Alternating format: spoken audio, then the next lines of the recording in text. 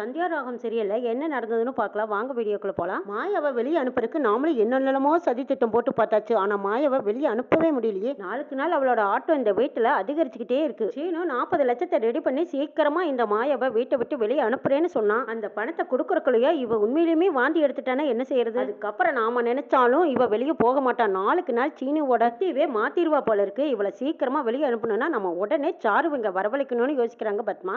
Sir வந்தா மட்டும்தான் சீக்கிரமா இந்த மாயாவை வெளியே அனுப்ப முடியும்னு யோசிச்ச பத்மா மகாலிங்கத்துக்கு போன் அடிக்கிறாங்க. என்ன செய்வீங்களோ ஏது செய்வீங்களோ எப்படியாவது மாயாவை இந்த வீட்டை விட்டு வெளியே அனுப்பணும்னா நீங்க சாருவை இந்த வீட்டுக்குள்ள கொண்டு வந்து விடணுங்கிறாங்க.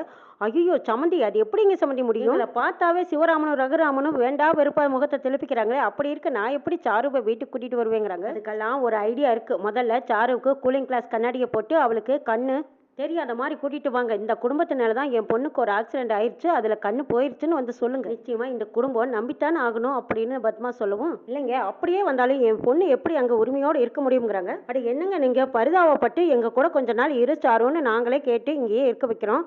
அதுக்கப்புறம் பாருங்க சாருவை நிரந்தரமா நான் இங்க தங்க வச்சுக்க போறேங்கிறாங்க பத்மா. ஓ அப்படியா சொல்றீங்க? அப்ப சரிங்க நான் கூட்டிட்டு வரேங்கிறாங்க மகாலிங்கம். சொன்ன மாதிரியே மகாலிங்கம் சாருவை ரகுராம் வீட்டுக்கு கூட்டிட்டு வராங்க. மகாலிங்கம் சாருவை கூட்டிட்டு வந்ததும் சிவராமன் கேக்குறாங்க, என்னது நீ எதுக்கு இங்க வந்து கேக்குறாங்க. சிவராமா கோவப்படாத, எல்லாருக்கும் ஒரு காரணம் இருக்கு.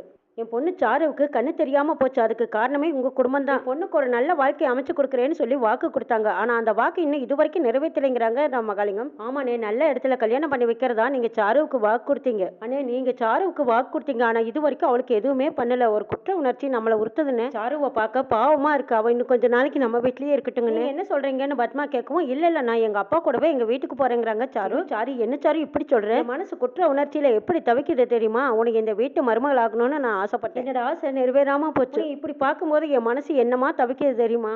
என் மனசோட ஆறுதலுக்காவது நீ கொஞ்ச நாள் இங்க இருந்துட்டு தான் போகணுங்கிறாங்க பத்மா.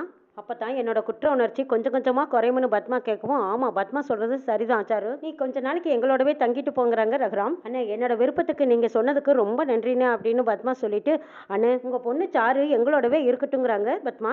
என்னம்மா சம்பந்தியம்மா, நீங்க ஆசைப்பட்டு நான் மாட்டேன்னு மறுப்பேன். அளவுக்கு இங்க தங்குறதுல விருப்பம்னா அவளே இருந்துட்டு வரட்டுமே, இதுல நான் சொல்ல என்ன இருக்கு சம்பந்தியம்மாங்கிறாங்க மகாலிங்கம். உனக்கு விருப்பம்னா இருந்துட்டு வா அப்படின்னு மகாலிங்கம் சொல்லிட்டு இந்த பக்கமா கதிர் சிவராமன் இவங்க எல்லாரும் நிக்கிறாங்க. எல்லாத்தையும் ஒரு முறைச்சிட்டு போறாங்க மகாலிங்கம். மாயாவுக்கு சாருவை பார்க்கும்போது சந்தோஷமா இருக்கு. கண்ணு போனவே எதுக்காக இங்க வந்து தங்கணும்? அத்தை கேட்டதும் மகாலிங்கமும் சரின்னு ஆறுதலுக்காக இருந்துட்டு வர சொல்லிட்டு போறாரு. ஏதோ ஒன்னு இடிக்குதேன்னு மாயாவுக்கு சந்தேகமா இருக்கு. கொஞ்ச நாளையில கண்டுபிடிக்கலாம்னு யோசிச்சுட்டு போறாங்க மாயா. பத்மா சாரு பார்வதி 3 பேரும் ரூம்குள்ள போய் தனியா பேசுறாங்க. சாரு உனக்கு உண்மையிலுமே கண்ணு போயிருச்சான்னு பார்வதி கேட்கும். சாரு சிரிக்கிறாங்க, பத்மாவும் சிரிக்கிறாங்க. அடி பார்வதி, சாருக்கெல்லாம் கண்ணெல்லாம் போகல, தெளிவா இருக்கா. அவ கொஞ்ச நாளைக்கு நம்ம வீட்லயே இருக்கட்டும், அவளை வச்சுதான் நான் இந்த மாயாவுக்கு தண்ணி கட்ட போறேன். எப்படி சீனுக்கிட்ட இருந்து வேண்டான்னு விரட்ட ஓட விட போறேன் பாருங்கிறாங்க பத்மா. ஓ அப்படி சொல்றீங்களா அப்படின்னு பார்வதி பத்மா 3 பேரும் கேட்கன்னு சிரிச்சிட்டு இருக்காங்க. சரி சாருவுக்கு கொஞ்ச நாள் கண்ணு தெரியாத மாதிரியே நாமளும் அதுக்கேற்ற மாதிரி பேசிக்கிடுவோம் அப்படின்னு சொல்லிட்டு பத்மா வெளியில வராங்க. சாரு ரூம்ல உட்காந்து புக்கு படிச்சிட்டு இருக்காங்க. ஜன்னல் வழியா போன மாயா சாருவை பாக்குறாங்க. ஓ நீ புக்கு படிச்சிட்டு இருக்கியா? உனக்கு கண்ணெல்லாம் நல்லா தெரியுது. கண்ணு தெரியலன்னு டிராமா பண்ணி அத்தை தான் உன்னை இந்த வீட்டுக்குள்ள கூட்டிட்டு வந்திருக்காங்களா? பின்னாடி வேற ஏதோ சதி திட்டம் இருக்குதுன்னு நல்லா தெரியுது. ஆனா என்னங்கிறது எனக்கு புரியல. இருந்தாலும் உனக்கு கண்ணு தெரியுங்கிற விஷயத்த வீட்டுல எல்லாரும் முன்னாடியும் இந்த உண்மையை உடைக்கிறேன்னு நினைக்கிறாங்க மாயா. மாயா உடனே கதிரியும் தனாவும் கூப்பிட்டு உண்மையெல்லாம் சொல்றாங்க. இதை கேட்டதும் தனா அதிர்ச்சி அடைகிறாங்க. என்னது சாருவுக்கு கண்ணு தெரியுமா? எதுக்காக போய் சொல்லிக்கிட்டு அவளுக்கு கண்ணு தெரியலன்னு ஸ்டிக்கெல்லாம் வச்சு கண்ணாடி எல்லாம் போட்டுட்டு வந்திருக்கா? இதுக்கு பின்னாடி வேற ஏதோ காரணம் இருக்கு தானா? முக்கியமா பத்மா அத்தை தான் வேற ஏதோ தந்திரம் பண்ணி கூட்டிட்டு வந்திருக்காங்கிறாங்க மாயா. இதை நான் இப்பவே அப்பா கிட்ட போய் சொல்றேங்கிறாங்க தானா. நீ போய் நேரடியா சொன்னீங்கன்னா சாரு இல்லைன்னே சாதிப்பா, கூடவே பத்மா அத்தையும் சாதிப்பாங்க. அவங்க எல்லாம் சொல்றது தான் கேட்பாங்க பெரியப்பா. அதனால வேற ஏதாவது திட்டம் போட்டு தான் நம்ம காட்டி கொடுக்கணுங்கிறாங்க மாயா. பெரியப்பாவே கையும் களவுமா சாருவை பிடிக்கணும், அதுக்கான ஏற்பாடு பண்ணலாங்கிறாங்க. ஆமா மாயா நீ சொல்றதும் சரிதான். அப்பாவே கையும் களவுமா பிடிக்கணும், அப்பதான் அத்தையும் மாட்டுவாங்க. நாம மிந்திக்கிட்டு போய் ஏதாவது சொன்னோம்னா நிச்சயமா சாரும் அத்தையும் சேர்ந்துக்கிட்டு நம்மளை மாட்டி விட்டுருவாங்க. அதுக்கப்புறம் நம்ம என்ன சொன்னாலும் அப்பா நம்ப மாட்டாங்கன்னு தானா புரிஞ்சுக்கிறாங்க. ஜானகிக்கும் சாருவுக்கு கண்ணு தெரியுங்கிற உண்மையை சொல்றாங்க. ஏன் தான் இந்த பத்மா இப்படி எல்லாம் பண்றாலும் அமைதியாவே இருக்க மாட்டா போல இருக்கு. கண்ணு தெரிஞ்சுக்கிட்டே எப்படி தெரியாத மாதிரி எப்படி எல்லாம் நடிக்கிறா பாருன்னு நினைக்கிறாங்க. எல்லாத்துக்கும் காரணம் நான் தான். என்னை வீட்டை விட்டு வெளியே அனுப்புனதுக்காக பத்மா அத்தை தான் திட்டம் போட்டு சாருவை கூட்டிட்டு வந்திருக்காங்க. சாருவும் கண்ணு தெரியாத மாதிரி நடிக்கிறாங்கன்னு சொல்றாங்க. சாருவுக்கு கண்ணு தெரியுங்கிற விஷயத்த அவ வாயாலேயே நம்ம நம்ப வைக்கலாங்க பெரியமாங்கிறாங்க மாயா. ஆமா மாயா, நீ சொல்றதும் சரிதான். சாருவோட வாயாலேயே உண்மையை சொல்ல வச்சிடலாங்கிறாங்க. அதுக்கு என்ன பண்ணலான்னு கேக்குறாங்க. பத்மா போய் சாரு கிட்ட சொல்றாங்க, இங்க பாரு சாரு, உனக்கு கண்ணு தெரியங்களேங்கிற விஷயத்த நான் சீனு கிட்ட சொன்னதும் பரிதாபப்பட்டான். அப்பப்ப ஏதாவது அவங்க கிட்ட ஹெல்ப் கேளு, நெருங்கி பழகு. மேல அனுதாபப்பட்டு உன்கிட்ட ஒட்டி உரசி உறவாடுனா சீனுவோட மனசு மாறக்கு நிறைய வாய்ப்பு இருக்கு. நீங்க 2 பேரும் பழகிறத மாயா பார்த்தான்னு வச்சுக்கோ, தேவையே இல்லாம சீனு கிட்ட சண்டை போடுவான். சண்டை போட்டானா தான் சீனுவே மாயாவை வீட்டை விட்டு வெளியே அனுப்புவான். எல்லாம் உன் கையில தான் இருக்குன்னு பத்மா சொல்லி கொடுத்துட்டு இருக்காங்க. எக்காரணத்தை கொண்டு சீனுக்கிட்டையும் சரி மாயா கிட்டையும் சரி, ஏன் வீட்டுல இருக்கிறவங்க யார் முன்னாடியும் உனக்கு கண்ணு தெரியுங்கிற விஷயம் மட்டும் யாருக்கும் தெரியக்கூடாது. அப்படி தெரிஞ்சது அவ்வளவுதான், நீயும் மாட்டிக்குவேன், நானும் மாட்டிக்குவேன். முக்கியமா இந்த மாயாவுக்கு மட்டும் உன்னை பத்தின விஷயம் எதுவும் தெரியக்கூடாது. தெரிஞ்சது அவ்வளவுதான் தையா தக்கான்னு குதிச்சிருவா தெரியுமாங்கிறாங்க பத்மா.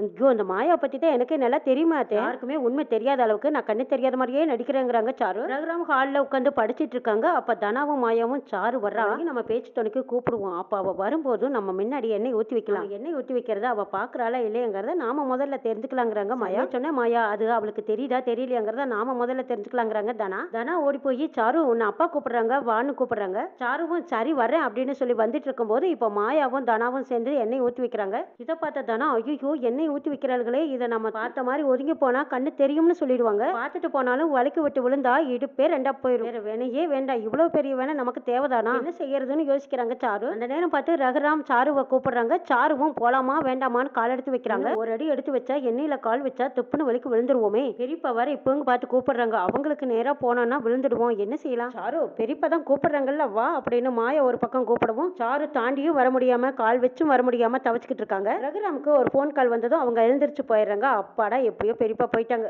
நாம இப்படியே திரும்பி போயிட வேண்டியதுதான் நினைக்கிறாங்க சாரு. மாயா பார்த்துட்டு, அப்போ உனக்கு நல்லா கண்ணு தெரியுது, என்ன இருக்கிறது தெரிஞ்சுதானே நீ அந்த இடத்துல கால் வைக்காம இப்படி தள்ளி ஓரமா வந்தேன்னு கேக்குறாங்க. சாரு, வீட்டுல இருக்கிற எல்லாத்தையும் ஏமாத்துறதா நீ நினைச்சிட்டு இருக்க, ஆனா உனக்கு கண்ணு தெரியுங்கிற விஷயம் எங்களுக்கு தெரியுங்கிறாங்க மாயா. இதை கேட்டதும் சாருவுக்கு தூக்கி வரி போடுது.